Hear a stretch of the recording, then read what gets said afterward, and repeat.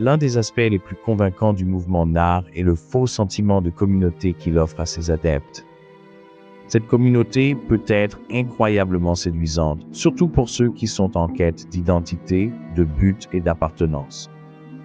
Mais aussi accueillante et valorisante qu'elle puisse paraître en surface, elle dissimule souvent des problèmes plus profonds de manipulation et de contrôle. Au cœur de l'attrait du mouvement NAR se trouve la promesse faite à ses adeptes d'un appel divin unique.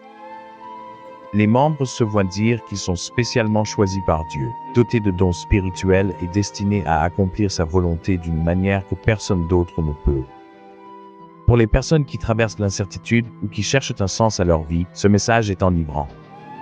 L'idée de faire partie d'un mouvement qui change le monde, d'avoir un rôle essentiel dans le grand dessein de Dieu, procure un puissant sentiment d'identité et de but.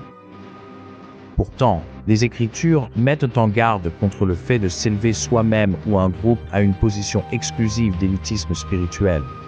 Romains 12, verset 3 nous rappelle, « Par la grâce qui m'a été donnée, je dis à chacun de vous, n'ayez pas de vous-même une trop haute opinion, mais pensez de façon sobre, selon la mesure de foi que Dieu a départie à chacun. » La véritable communauté se caractérise par l'humilité et la responsabilité partagée, non par l'orgueil ou l'exclusivité. Les dirigeants du NAR exhortent leurs adeptes à assumer avec passion et engagement les rôles que Dieu leur a confiés. Cela donne à leurs adeptes le sentiment d'être valorisés et indispensables au mouvement, ce qui les y attache encore davantage. La NAR fait également appel aux profonds besoins humains de connexion et d'appartenance.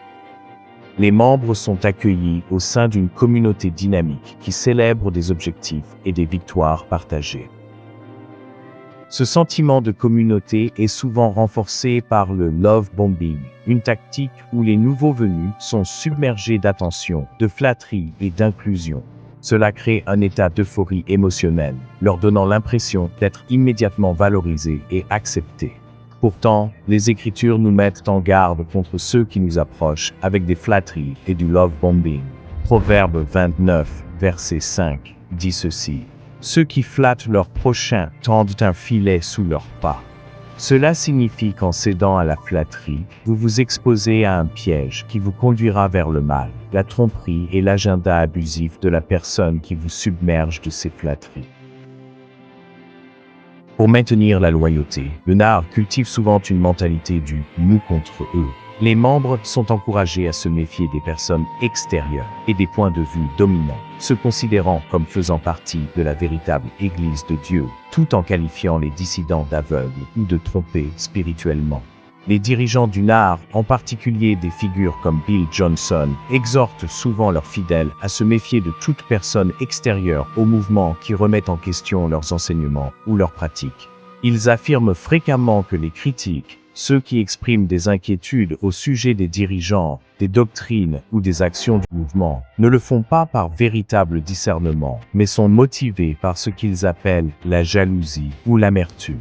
Ce genre de déclaration semble trouver un écho chez leurs adeptes, les convainquant de rejeter tout avertissement ou point de vue critique venant de l'extérieur. En conséquence, de nombreux fidèles finissent par ignorer des préoccupations légitimes, restant profondément ancrés dans le mouvement et demeurant inconscients des vérités troublantes concernant ces enseignements. Malheureusement, cette dynamique rend difficile pour ceux qui sont à l'intérieur du mouvement de reconnaître les aspects potentiellement nuisibles et sectaires de la NAR. Cette mise à l'écart des perspectives alternatives complique l'évaluation critique par les membres des enseignements et des pratiques du groupe. Le sentiment de communauté encouragé par la NAR peut sembler valorisant au premier abord, mais il comporte un coût caché. Ce qui commence comme un élan d'amour et d'acceptation cède ensuite la place à l'exclusion ou à la critique, en particulier pour ceux qui remettent en question les pratiques du groupe, défient ses dirigeants ou ne répondent pas aux attentes du mouvement. Ces mêmes dirigeants et pères qui, autrefois, prodiguaient des éloges abondants, deviennent alors contrôlants, oppressifs, voire abusifs. La non-conformité conduit à la calomnie, à l'aliénation ou à la manipulation spirituelle, laissant les individus isolés et profondément désabusés.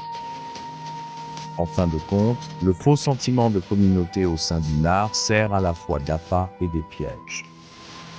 Elle attire les gens avec des promesses d'appartenance, de but et d'appel divin, mais les piège ensuite dans un cycle de contrôle et de dépendance. Reconnaître ces tactiques est la première étape pour se libérer et trouver une véritable communauté biblique et un but authentique en dehors des limites de tels mouvements.